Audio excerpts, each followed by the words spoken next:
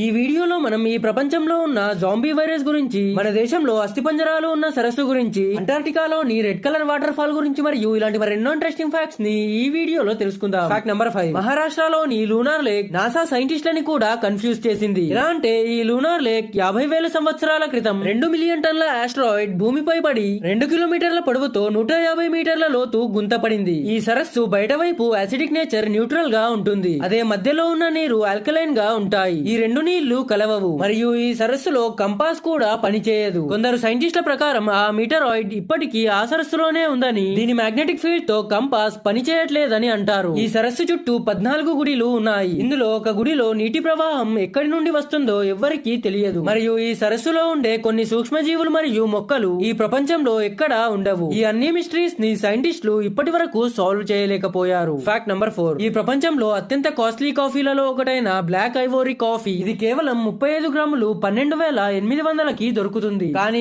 ఈ కాఫీని విచిత్రంగా తయారు చేస్తారు. ఎలా అంటే కాఫీ బీన్స్ తయారైన తర్వాత ఆ కాఫీ బీన్స్ ని ఏనుగుకి తినిపిస్తారు. తర్వాత ఆ కాఫీ బీన్స్ ని ఏనుగు డైజెస్టివ్ సిస్టమ్ నుంచి పాస్ చేయిస్తారు. ఇలా ఎందుకంటే ఏనుగు డైజెస్టివ్ సిస్టమ్ కాఫీ ప్రోటీన్ ని బ్రేక్ చేస్తుంది. మరియు 23 కిలోల కాఫీ బీన్స్ ని ఏనుగుకి తినిపిస్తే కేవలం 1 కిలో కాఫీనే బయటకి వస్తుంది. Fact number 3. అంటార్టికాలో ఒక వాటర్ ఫాల్ నుంచి బ్రైట్ రెడ్ కలర్ నీరు వస్తాయి. దీని పేరు బ్లడ్ ఫాల్. ఈ వాటర్ ఫాల్ ని మొట్టమొదటిసారి సైంటిస్టులు 1911లో కనుగొన్నారు. ఈ ప్రదేశంలో చలి -17 డిగ్రీస్ ఉన్న ఈ నీరు గడ్డకట్టకుండా ఇక్కడి నుండి రెడ్ కలర్ నీరు వస్తూనే ఉంటాయి. దీనికి రీజన్ ఈ గ్లేషియర్ కింద ఉన్న సరస్సులోని నీరు ఉప్పు నీరు ఉన్నాయి కాబట్టి ఈ salt water freezing point pure water కన్నా తక్కువగా ఉంటుంది. అందుకే ఇది ఫ్రీజ్ అవ్వదు. మరియు రెడ్ కలర్ ఎక్కడి నుండి వస్తుందంటే ఈ నీటిలో ఎక్కువ శాతం ఐరన్ ఉంది. మరియు ఈ నీరు ఒక సరస్సు లోపల ఉండి అక్కడి నుండి బయటకి వచ్చి గాలితో కాంటాక్ట్ అవ్వడంతో ఈ నీరు రెడ్ కలర్ లోకి మారుతున్నాయి. ఉదాహరణకి ఇనుము గాలితో కాంటాక్ట్ అయినప్పుడు తుప్పు పట్టినట్టు అన్నమాట.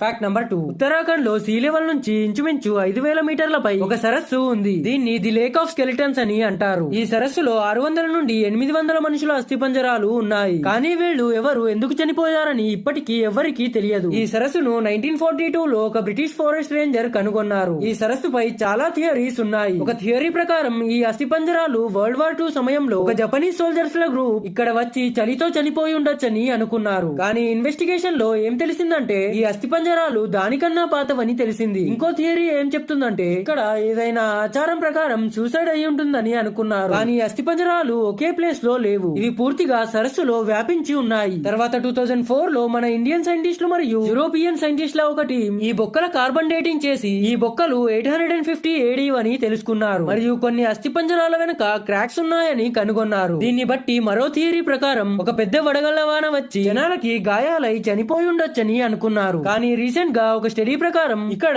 2 వేరువేరు గ్రూపుల అస్థిపంజరాలు ఉన్నాయని తెలుసుకున్నారు. ఈ 2 గ్రూపులు జెనెటికలీ చాలా వేరుగా ఉన్నారంట. వీళ్ల చావుల మధ్య ఇంచుమించు 1000 సంవత్సరాల డిఫరెన్స్ ఉంటుందంట. దీని ప్రకారం వడగళ్ల వాన వల్ల వీళ్ళు చనిపోలేదని తెలుస్తుంది. నిజానికి ఈ అస్థిపంజరాలు వీళ్ళు ఇక్కడ ఎందుకు చనిపోయారో ఎవ్వరికీ తెలియదు. Fact number 1. జాంబీ రెడ్డి మూవీని మీరు చూసుంటే జాంబీస్ గురించి మీకు తెలిసే ఉంటుంది. కానీ నిజానికి రియల్ లైఫ్ లో కూడా ఇలాంటి ఒక ఫంగస్ ఉంది. అది చీమలని జాంబీలుగా చేస్తుంది. ఈ ఫంగస్ పేరు ఓఫియో కార్డిసెప్స్. దీన్ని జాంబీ ఫంగస్ అని కూడా అంటారు. ఇది వాటిలో ఎలా వస్తుందంటే ఏదైనా చీమ నడుస్తూ ఈ ఫంగస్ పై కాలు పెడితే ఆ ఫంగస్ చీమ బాడీ పై అతుక్కుంటుంది. దీంతో ఆ చీమకి తెలియకుండానే ఆ చీమ బాడీలో జాంబీ తన సెల్ ని పంపుతుంది. దీని తర్వాత కొన్ని రోజులకి ఈ ఫంగస్ చీమని లోపల నుండి తినడం మొదలు పెడుతుంది మరియు దాని సెల్స్ ని పెంచుకుంటుంది. దీంతో ఆ చీమ బయట నుండి నార్మల్ గా ఉంటుంది. కానీ లోపల ఆ ఫంగస్ వేగంగా పెరుగుతూ ఉంటుంది. ఈ ఫంగస్ ఆ చీమ బాడీలో సగం అయ్యే వరకు పెరుగుతుంది. తర్వాత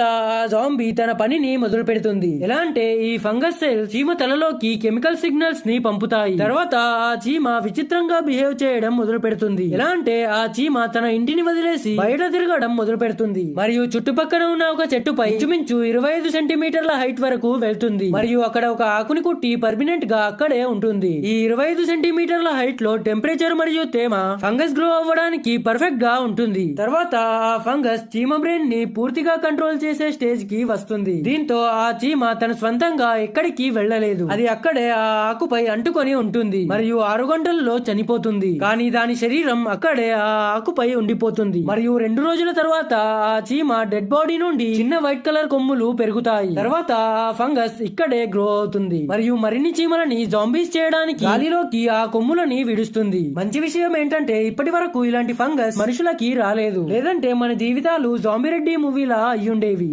ఈ ప్రపంచంలో అత్యంత ప్రమాదకరమైన డిసార్డర్ గురించి, ఈ ప్రపంచంలోనే అత్యంత ఖరీదైన కరెన్సీ గురించి, కొబ్బరి బొండాలోకి నీళ్లు ఎలా వస్తాయనే దాని గురించి మరియు ఇలాంటి మరెన్నో ఇంట్రెస్టింగ్ ఫ్యాక్ట్స్ ని ఈ వీడియోని చూసి తెలుసుకోండి.